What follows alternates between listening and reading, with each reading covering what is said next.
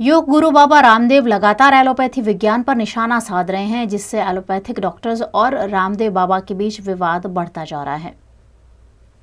Allopathy और आधुनिक चिकित्सा पर बाबा रामदेव द्वारा दिए गए बयान के बाद उनके खिलाफ लगातार विरोध की आंधी उठ रही है।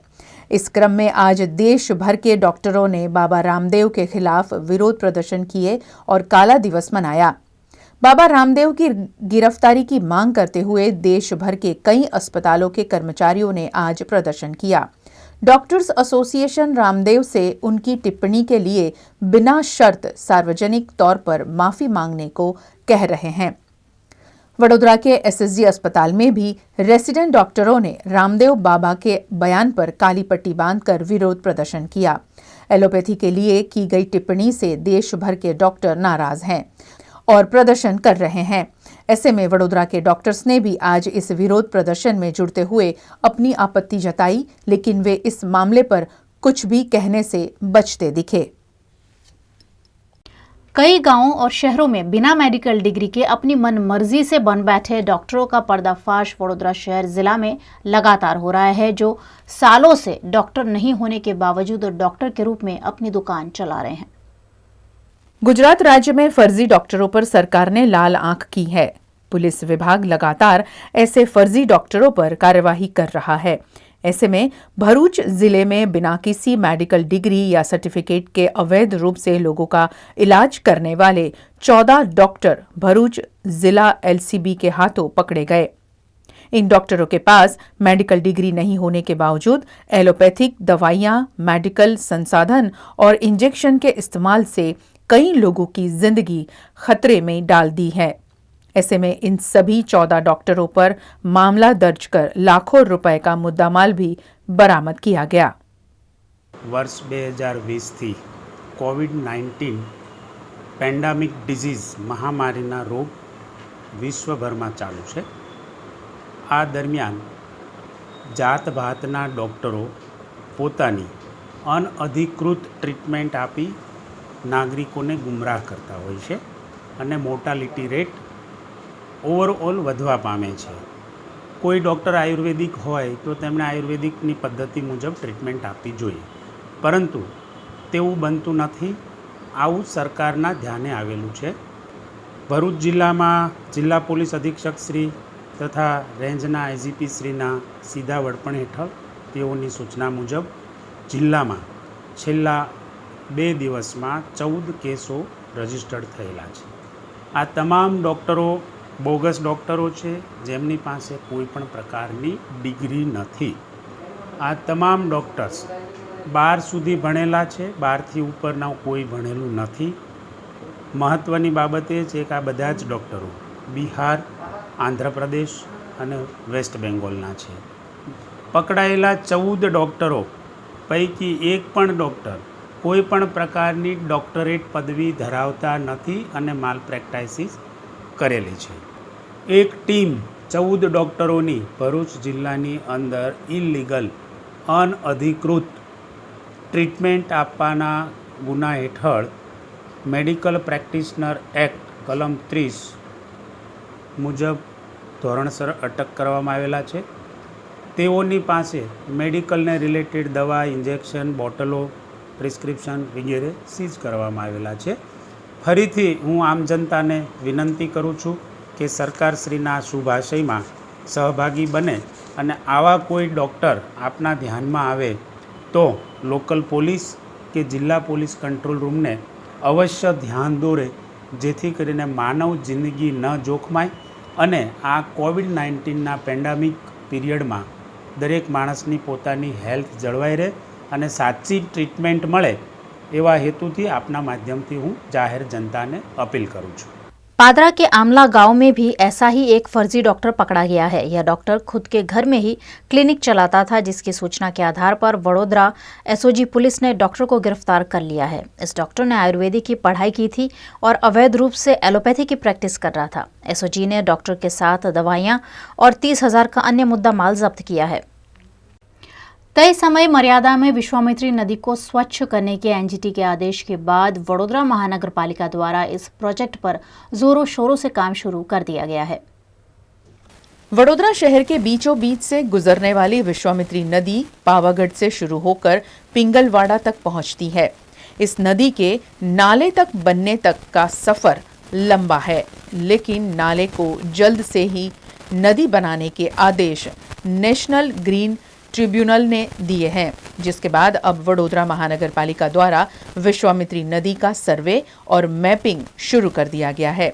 रिवर रिजर्वेशन प्रोजेक्ट अंतर्गत विश्वामित्री को शुद्ध करने की टेंडर प्रक्रिया भी शुरू कर दी गई है। नदी के तटीय इलाकों पर किए गए अवैध निर्माण तोड़ने के आदेश भी एनजीटी द्वारा दे दिए गए हैं। ऐसे में अवैध निर्माण की जानकारी भी एकत्रित की जा रही है।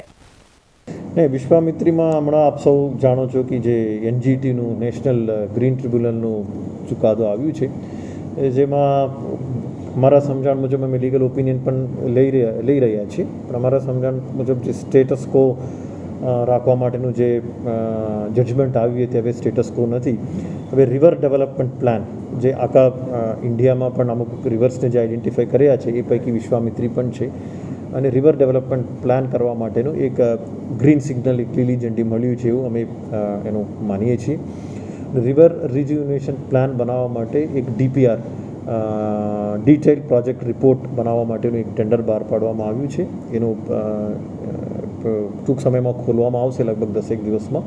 તો એના પછી એક ડિટેઇલ પ્રોજેક્ટ રિપોર્ટ, એમાં બંને વસ્તુ, સમગ્ર વસ્તુ લેવામાં આવશે. એક તો પાવાગઢથી જ્યારે વિશ્વામિત્રી શરૂ થાય ત્યારથી જે અંત સુધીનો આખું વિસ્તાર લેવામાં આવ્યું છે.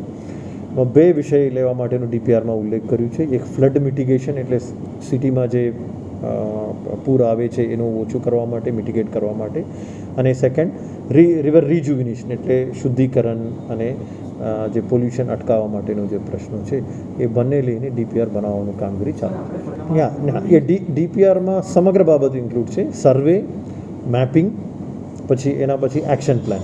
તો એટલે ત્રણેય બાબત ઓન બે પર્સ્પેક્ટિવમાં, ત્રણેય બાબત બંને પર્સ્પેક્ટિવમાં. એક પર્સ્પેક્ટિવ ફ્લડ મિટિગેશન, એટલે ફ્લડ ઓછું થાય એના માટે, અને સેકન્ડ પર્સ્પેક્ટિવ છે રિવર જે આપણા ક્લિનિંગ અને રિજુવિનેશન, એ બંને વસ્તુ આવરી લેવામાં આવે. ચુકાદા પહેલાં આપણા ડીપીઆર બનાવવા માટેનું ટેન્ડર બહાર પાડ્યું છે અને આવી ગયું છે ટેન્ડર્સ, એટલે હવે ખોલવામાં આવશે.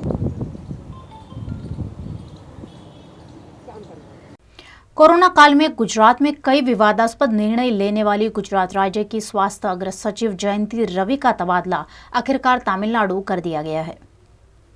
गुजरात की स्वास्थ्य सचिव जयंती रवि का तत्काल प्रभाव से एरोविल फाउंडेशन तमिलनाडु के सचिव के पद पर 3 साल के लिए ट्रांसफर कर दिया गया है। राज्य में कोरोना की पहली और दूसरी लहर से बिगड़ते हालात के चलते जयंती रवि विवादों में घिर गई थी। इसके बाद से ही आला कमान उनसे नाराज थे। जयंती रवि के अचानक ट्रांसफर से स्वास्थ्य अधिकारियों में भी खलबली मच गई है। इसकी वजह गुजरात के मुख्यमंत्री विजय रूपाणी और स्वास्थ्य मंत्री नितिन पटेल के बीच जारी कोल्ड वॉर को भी जिम्मेदार माना जा रहा है। राज्य में कोरोना के मामले दूसरी लहर में तेजी से बढ़े, लेकिन लचर स्वास्थ्य व्यवस्था की पोल पहली लहर के दौरान ही खुल गई थी। उस दौरान भी अस्पताल में बेड और अन्य व्यवस्थाएं चरमरा गई थी। इसके बावजूद स्वास्थ्य विभाग ने कोई सबक नहीं लिया और दूसरी लहर के दौरान पूरे राज्य में ऑक्सीजन और इंजेक्शन की कमी के साथ स्वास्थ्य सुविधाओं की कमी खुलकर सामने आई थी। शुरुआत से ही कई अधिकारी जयंती रवि के फैसलों से नाराज थे। जयंती रवि पर यह भी आरोप लगे हैं कि उन्होंने कोरोना पर नजर रखने वाले अन्य अधिकारियों की सलाह और सुझाव की अनदेखी की। इससे पहले भी जयंती रवि के तबादले की बात आई थी, लेकिन केंद्र सरकार ने उस वक्त तबादले को रोक दिया था। अब गुजरात में हालात थोड़े सुधर रहे हैं, ऐसे में जयंती रवि को गुजरात से हटा दिया गया है। कोरोना महामारी के बीच भी कुछ लोग ऐसे हैं जो आर्थिक मुनाफा कमाने के लिए हर हद को पार कर रहे हैं। वडोदरा शहर में ऐसा ही एक घोटाला उजागर हुआ है, जिसमें बिना सैंपल लिए आरटीपीसीआर टेस्ट का रिपोर्ट दिया जा रहा था। कोरोना महामारी में डुप्लीकेट रेमडेसिविर इंजेक्शन, सैनिटाइजर जैसे कई घोटाले उजागर होने के बाद अब डुप्लीकेट आरटीपीसीआर रिपोर्ट घोटाले का पर्दाफाश वडोदरा क्राइम ब्रांच टीम ने किया है। राज्य से बाहर जाने के लिए आरटीपीसीआर की नेगेटिव रिपोर्ट चाहिए होती है, जबकि कंपनी में से छुट्टी लेने के लिए, वेतन लेने के लिए और मेडिक्लेम समेत के आर्थिक लाभ के लिए पॉजिटिव रिपोर्ट चाहिए होती है। जो वारसिया का निवासी राकेश मिरचंदानी बनाकर दे रहा था। 350 रुपए में नेगेटिव रिपोर्ट और 800 में पॉजिटिव रिपोर्ट तैयार करने वाले इस जालसाज ने 50 से ज्यादा लोगों को डुप्लीकेट RT-PCR रिपोर्ट निकाल कर दी थी। मामले की जानकारी मिलने पर क्राइम ब्रांच ने नकली ग्राहक भेजकर ट्रैवल संचालक को शिकंजे में ले लिया है।